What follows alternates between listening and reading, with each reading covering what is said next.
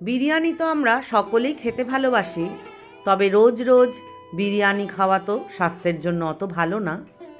তাই জন্য যদি হোমমেড খুব কম তেলে বিরিয়ানি হয় বা ঘি ছাড়া বিরিয়ানি হয়, তাহলে কেমন করে আমি বানাই সেটাই তোমাদের সাথে শেয়ার করছি। এটা কিন্তু খুব বেশি মাংসও লাগবে না। লাইভ স্টোরিতে সকলকে স্বাগত জানাই। আমি দেখো মাটনটাকে আগের দিন রাত্রেই ম্যারিনেট করে রেখেছি। কি কি দিয়ে ম্যারিনেট করেছি সব লিখে দিলাম, তোমরা দেখে নিও। চালটা আধ ঘন্টা ভিজিয়ে রেখে আমি বেশ শক্ত শক্ত করে ভাত করে নেব। ভাতটাতে কিন্তু খুব খেয়াল রাখতে হবে, গলে গেলে কিন্তু বিরিয়ানি ভালো হবে না। ভাতটা ছেঁকে নিয়ে জল থেকে তুলে কিছুটা লেবু ছড়িয়ে দিলেই কিন্তু ঝরঝরে ভাত রেডি হয়ে যাবে। এবার বিরিয়ানি মশলাটা আমি খালি খোলায় ড্রাই রোস্ট করে নেব, তাহলে মশলা থেকে খুব ভালো গন্ধ বেরোবে।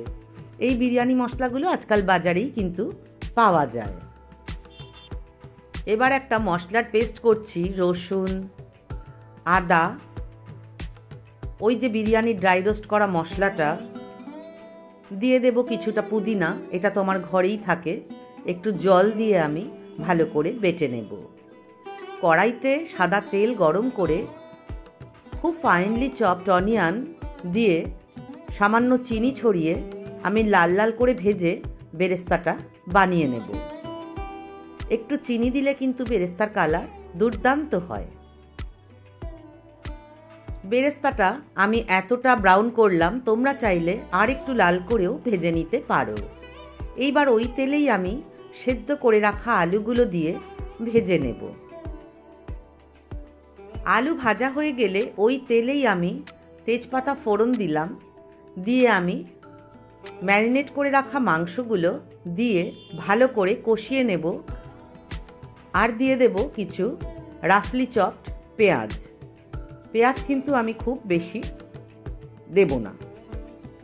তারপর আমি যে মশলাটা করে নিলাম সেই মশলাটা দিয়ে দেব, দিয়ে আমি মাংসটাকে খুব ভালো করে কষিয়ে নেব।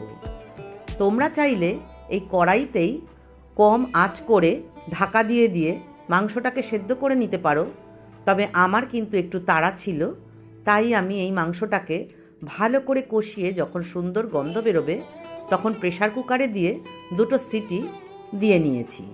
দেখো মাংসটা সেদ্ধ হয়ে গেছে। এবার আমি বিরিয়ানির হাঁড়িটা সাজিয়ে নেব। প্রথমেই হাঁড়িতে কিছুটা তেল দিয়ে সারা গায়ে তেলটা যাতে ভালো করে লাগে এইভাবে দেখো করে নিচ্ছি। এরপর হাঁড়ির তলাতে তেজপাতা সাজিয়ে দেব।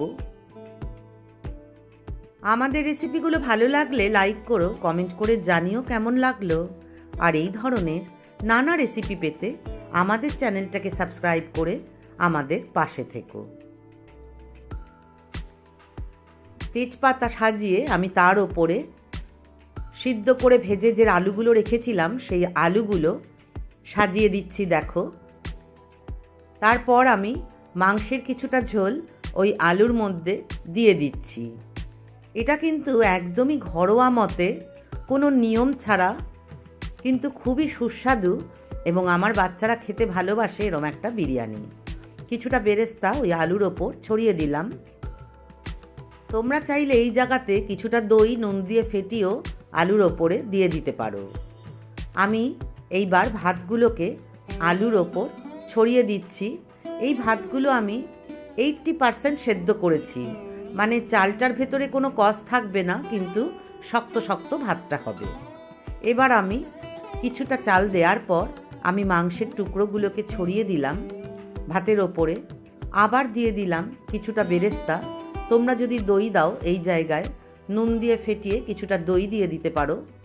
আমি আবার ভাতটা ওর ওপরে মাংসটা ঢেকে দিলাম। এবার আমি কিছুটা বেরেস্তা দিয়ে দিচ্ছি কিছুটা ওই মাটনের যে আমি প্রেসার কুকারে রান্না করেছি কিছুটা ঝোল ছিল, সেই ঝোলটা কিছুটা দিয়ে দিচ্ছি।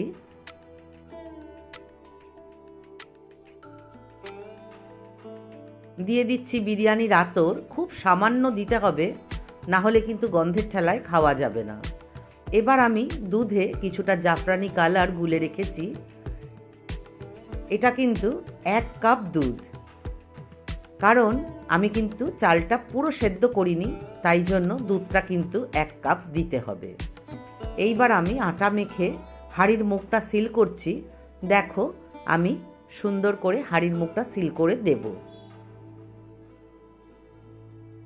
এইবার আমি দিয়ে দিচ্ছি মাখন। আমি যেহেতু ঘি ছাড়া বিরিয়ানি করছি, তাই আমি কিছুটা মাখন দিয়ে হাঁড়ির ঢাকনাটা আটকে খুব লো গ্যাসে আমি ডাইরেক্ট বসাবো। আমি কিন্তু কোনো তাওয়ার ওপরে দেখো বসাচ্ছি না। ভালো করে চেপে দিতে হবে যাতে হাওয়া না বেরিয়ে যায়, দেখতে হবে। আর এই হাঁড়ির ওপর হাত দিয়ে দেখতে হবে যে হাঁড়ির ওপরটা গরম হয়েছে কি না। 20 থেকে 25 মিনিট কম আঁচে বসিয়ে রাখলেই তৈরি হয়ে যাবে এই রকম ঝরঝরে দুর্দান্ত খেতে বিরিয়ানি। দেখো বিরিয়ানিটা কত ঝরঝরে, দেখতে ভালো হয়েছে। তোমরা চাইলে যখন চাল দেবে, চালের মধ্যে কিছু বিরিয়ানি মশলা, নুন, মিষ্টি এগুলোও দিয়ে নিতে পারো। আমি যখন ভাতটা তৈরি করেছি তখন শুধুমাত্র নুন দিয়েছি, আমি কোনো মশলা দিয়ে চালটাকে ফোটাইনি, কারণ রোজকার বা সাপ্তাহিক বিরিয়ানিতে কিন্তু অত কিছুর প্রয়োজন হয় না। আজকের মতন টাটা, আবার দেখা হবে অন্য কোনো দিন।